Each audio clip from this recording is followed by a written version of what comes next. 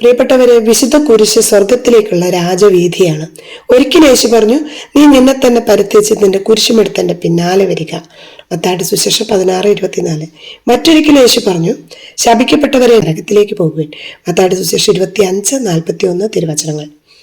നമുക്കറിയാം, യേശു പാപികളെ വിളിക്കാൻ രക്ഷിക്കാനുമാണ് വന്നത്. ശപിക്കപ്പെട്ടവർ എന്ന് പറയുമ്പോൾ യേശു ഉദ്ദേശിക്കുന്നത് മനംവിട്ടും ബോധപൂർവം തിന്മയിൽ കഴിയുന്ന ആളുകൾ. ആദ്യ പ്രസ്താവനയിൽ യേശു പറഞ്ഞത്, നീ നിന്റെ കുരിശുമെടുത്ത് എന്റെ പിന്നാലെ വരിക എന്നാണ്. അങ്ങനെയാണെങ്കിൽ നരകാഗ്നിയിലേക്ക് പോകുവിൻ എന്ന പ്രസ്താവന കുരിശ് വഹിക്കാത്ത ആളുകളെ കുറിച്ചാണ്. കുരിശാണ് നമ്മെ സ്വർഗത്തിലേക്ക് നയിക്കുന്നത്. കുരിശ് വഹിക്കുക എന്ന് പറഞ്ഞാൽ പാപം ഉപേക്ഷിച്ച് ജീവിക്കുക എന്നാണ് അർത്ഥം. കുരിശ് വഹിക്കാതിരുന്നാൽ പാപത്തിൽ കഴിയുക എന്നും. എല്ലാവർക്കും കുരിശുണ്ട്. ആരോഗ്യമുള്ളവർക്കും ജോലിക്കാർക്കും ഉത്തരവാദിത്തമാണെങ്കിൽ ചില സഹനങ്ങൾ തിരഞ്ഞെടുത്തേ പറ്റൂ. കുടുംബജീവിതം നയിക്കുന്നതിൽ തീർച്ചയായും സഹനം ഒഴിച്ച് സ്വർഗത്തിലേക്കുള്ള രാജവീതിയാണ്. കുരിശിലാണ് രക്ഷ, കുരിശിലാണ് ജീവൻ, കുരിശാണ് നമുക്ക് മനോധൈര്യം നൽകുന്നത്, കുരിശാണ് മിക ആനന്ദത്തിലേക്ക് ഒരു വ്യക്തിയെ നയിക്കുന്നത്.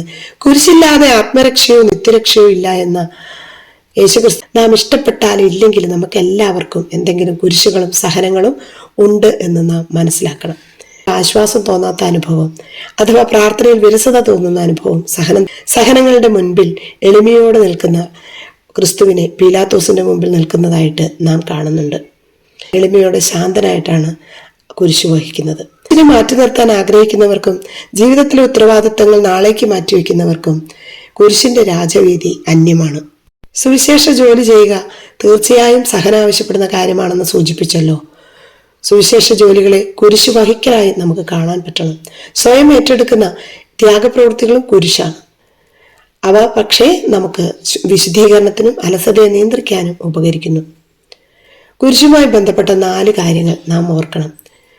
കുരിശില്ലാത്തവരും സഹനമില്ലാത്തവരുമായി ആരുമില്ല. രാവിലെ കൃത്യസമയത്ത് എഴുന്നേറ്റ് ജോലി തുടങ്ങുക എന്നത് സഹനം നമ്മിൽ നിന്ന് ആവശ്യപ്പെടുന്നു. പാപം ഉപേക്ഷിച്ച് ജീവിക്കുക എന്നതും സഹനം ആവശ്യപ്പെടുന്ന കുരിശ് തന്നെയാണ്.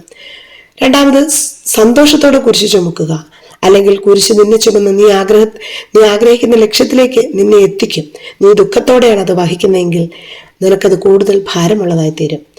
എമ്മാവൂസിലേക്ക് പോയ ശിഷ്യന്മാരോട് യേശു പറഞ്ഞു, ക്രിസ്തു കഷ്ടാരിഷ്ടതകൾ സഹിച്ച് മരിച്ചവരിൽ നിന്ന് ഉയർത്തെഴുന്നേൽക്കുകയും മഹത്വത്തിലേക്ക് പ്രവേശിക്കുകയും ചെയ്യേണ്ടതായിരിക്കുന്നു എന്ന് എഴുതപ്പെട്ടിട്ടുണ്ടല്ലോ, ലൂക്ക 24:26.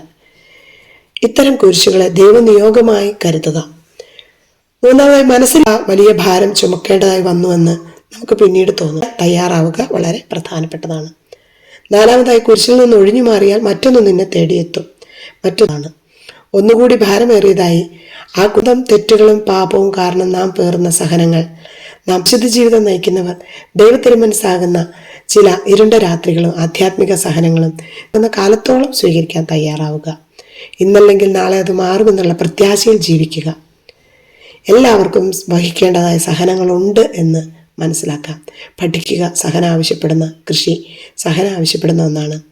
മക്കളെ വളർത്തുക, അടുക്കളയിലെ ജോലി, ഓഫീസിലെ ജോലി എല്ലാം സഹനമാണ്. ഈശോയെ, ഞങ്ങളുടെ വർഗീകരണത്തിനുമായി അങ്ങ് അനുവദിക്കുന്ന എല്ലാ കുരിശുകളെയും സന്തോഷത്തോടെ സ്വീകരിക്കാനുള്ള കൃപ ഞങ്ങൾക്ക് നൽകണമേ. ആമേൻ.